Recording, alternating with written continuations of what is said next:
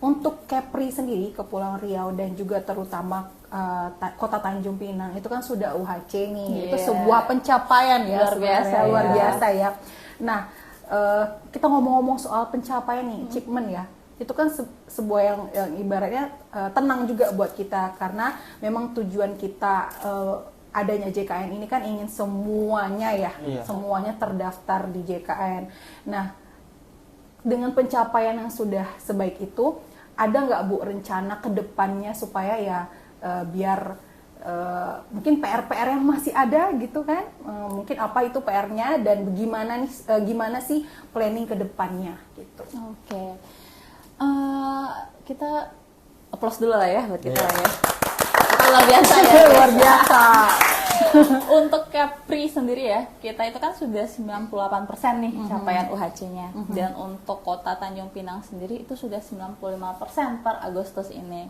Nah, namun tentunya masih 95%, sedangkan target kita nih di tahun 2024 ini adalah 98% penduduk Tanjung Pinang ini terdaftar JKN gitu. Karena kan semakin banyak semakin bagus lah ya, karena masyarakatnya biar tercover semua ya gitu ya. Nah, untuk itu masih kurang ya dari 98% nih kita ya. Masih PR berarti. Masih PR banget ya ini ya. Nah, untuk itu kita saat ini nih kita sedang kolaborasi dengan beberapa kementerian ya. Salah satunya itu kita sebut saja Kemendikbud. Kemendikbud itu sudah mengeluarkan SE, surat edarannya, bahwa menerangkan seluruh tenaga didik dan peserta didiknya itu wajib terdaftar JKN. Gitu. Kemudian tidak hanya dengan kementerian, kita juga kerjasama dengan Polri.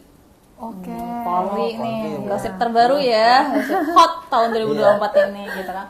Polri dimana kalau untuk penerbitan SKCK dan SIM itu wajib menunjukkan kartu JKN aktif. Ya, jadi kamu besok bisa kalau ngurus SKCK kamu bawa kartu JKN aktif ya, gitu ya.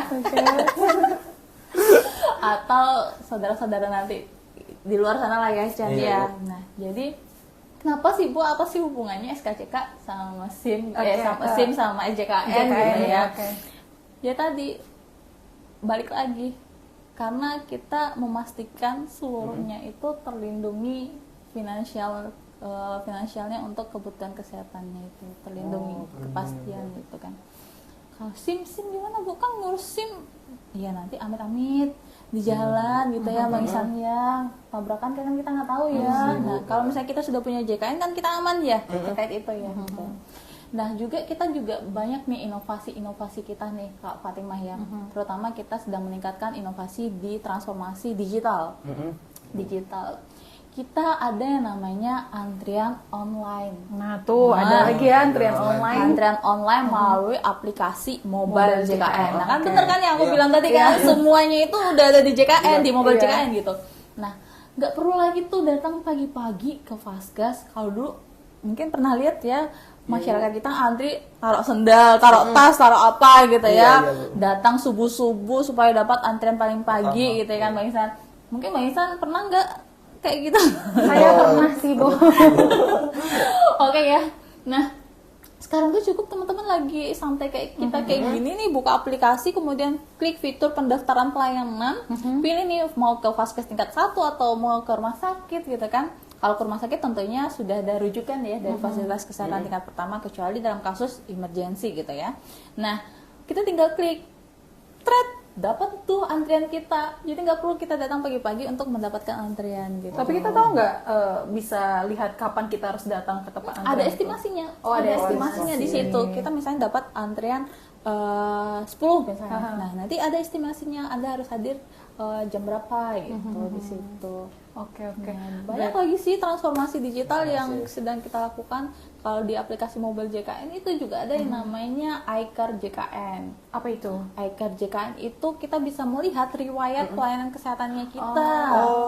Itu berapa tahun pun bisa kelihatan? Mungkin kurang 2 tahun ya.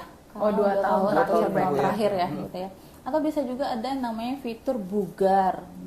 Apalagi tuh bugar, I care bugar. Banyak, makanya penasaran kan? Penasaran nih kan? penasaran. Kalau teman-teman penasaran, teman-teman bisa klik di fitur aplikasi mobil JKN-nya langsung. Nanti teman-teman buktikan sendiri bener nggak sih manfaat yang saya omongin itu sebesar itu dampaknya gitu ya. Nah itu tadi kan Ibu sudah menjelaskan nih salah satunya tadi tentang yang pasti teman-teman di rumah masih bingung lah ya, ada yang apa tadi ya SK Kemendikbud, terus ada yang Perpol tadi. Nah, tapi tadi menyinggung sedikit yang disampaikan oleh Bu Dwi tentang kalau seandainya jaga-jaga, seandainya kecelakaan di jalan.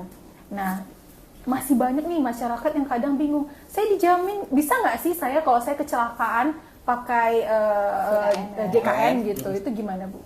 Untuk prosedur penjaminan kecelakaan lalu lintas ya. Kecelakaan lalu lintas itu tidak hanya di jalan ya, tapi juga ada di darat, laut ya. Oh iya, di mana-mana sih sebenarnya. Udara ya. Iya. Nah, kalau misalnya kecelakaannya itu terjadi di darat, di lalu lintas misalnya, itu teman-teman korbannya silakan dibawa ke fasilitas kesehatan setempat. Kemudian keluarganya itu silakan melapor ke Polres setempat. Nah, lapor untuk laporan kecelakaan. Nah, nanti polisi akan menerbitkan yang namanya laporan kepolisian. Di laporan kepolisian itu akan tertuang di sana apakah kecelakaannya ganda atau kecelakaannya tunggal. Nah, setelah mendapatkan laporan polisi, teman-teman bisa lapor ke kantor Jasara Harja. Di Jasara Harja nanti akan diterbitkan tuh kalau misalnya kecelakaannya tunggal, berarti tidak ada plafon atau penjaminan dari Jasara Harja. Nanti diserahkan ke asuransi lainnya. Misalnya kalau misalnya dia punya BPJS Kesehatan atau JKN, maka nanti kita sebagai penjamin pertamanya.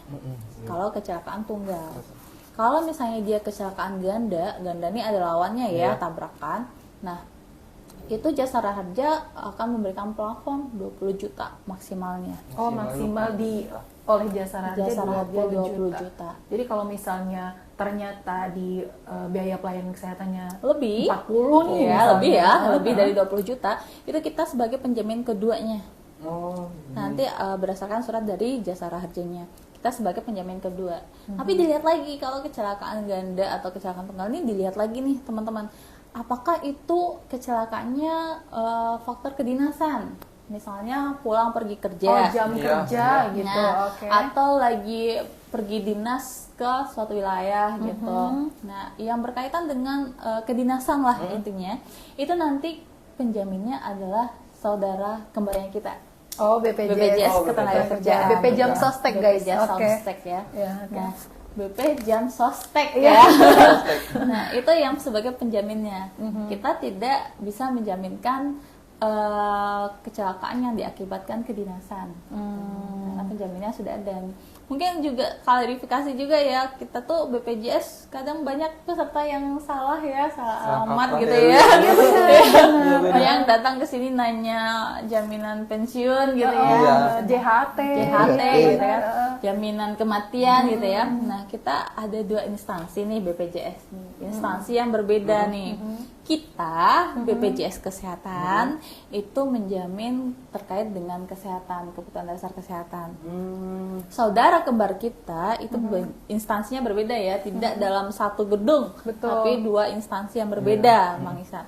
Saudara kembar kita itu BP Jam Sostek ya, atau BPJS Ketenagakerjaan.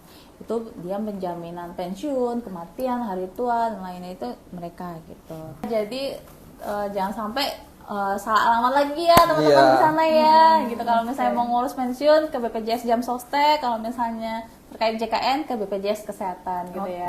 Nah, jadi teman-teman di rumah itu tadi penjelasan kita mengenai jaminan kesehatan nasional. Jadi informasi pun sebenarnya kita sudah banyak ya Bu ya. Ihsan juga sudah kita informasikan baik itu melalui YouTube BPJS Kesehatan, ada juga medsos kita di Instagram ya. apalagi ya selain Instagram itu. kita juga ada ya nanti ya, Instagram kantor cabang Tanjung Pinang TikTok ya. juga ada ya Bu ya. Betul. Website juga ada. Website kita. juga ada, dan sebenarnya di Mobile JKN itu sebenarnya selain Semuanya fiturnya ada. apa, informasi-informasi juga ada di sana betul. gitu.